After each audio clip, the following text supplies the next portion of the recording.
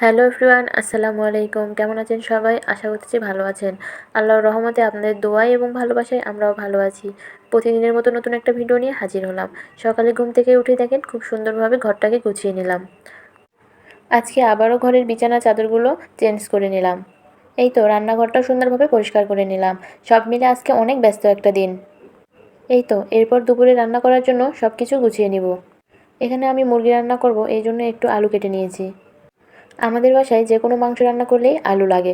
আলু সবাই অনেক বেশি পছন্দ করে। এই তো দেখেন মুরগিটাও আমি এখানে সুন্দরভাবে কেটে নিয়েছি। তারপর একটা একটা করে সুন্দর করে পরিষ্কার করে ধুয়ে নিব।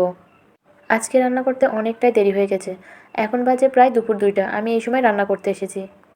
ঘরের সবগুলো কাজ করতে অনেকটাই সময় লেগে গেছে। তাই ভাবলাম তাড়াতাড়ি করে এক তরকারি রান্না করে নিই।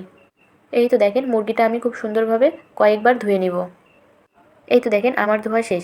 এবার মাংসতে একটু হলুদ, লবণ, মরিচ দিয়ে সুন্দর করে মাখিয়ে কিছুক্ষণের জন্য রেখে দিব।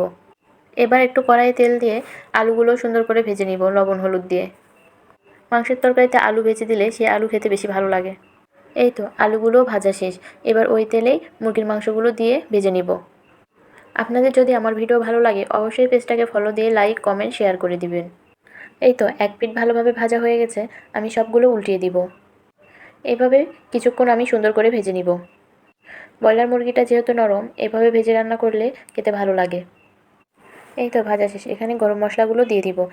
এখানে গরম মশলা দেওয়ার কিছুক্ষণ পরই পেঁয়াজ দিয়ে দিব। পেঁয়াজটা দিয়ে একটু ভেজে নিয়ে একটু পানি দিয়ে দিব। তারপর আদা রসুন দিয়ে এখানে আমি সব ধরনের মশলাগুলো দিয়ে দিব। সবগুলো মশলা দিয়ে সুন্দরভাবে কষিয়ে একটু সময় ধরে কষিয়ে নিব। তারপর ভেজে রাখা মাংসগুলো দিয়ে দিব। দিয়ে আবারও 5-10 মিনিট কষিয়ে নিব। তারপর এখানে আগে থেকে ভেজে রাখা যে আলু আছে সেগুলো আমি এখানে দিয়ে দিব। দুটা একসাথে সুন্দরভাবে কষিয়ে নিব কিছুক্ষণ সময় ধরে। আজকে সব কিছুই লেট হয়ে গেছে। রান্না করতেও লেট হয়ে গেছে, আবার রান্নার পর ভিডিওটা এডিট করে ছাড়তেও অনেকটা দেরি হয়ে গেছে।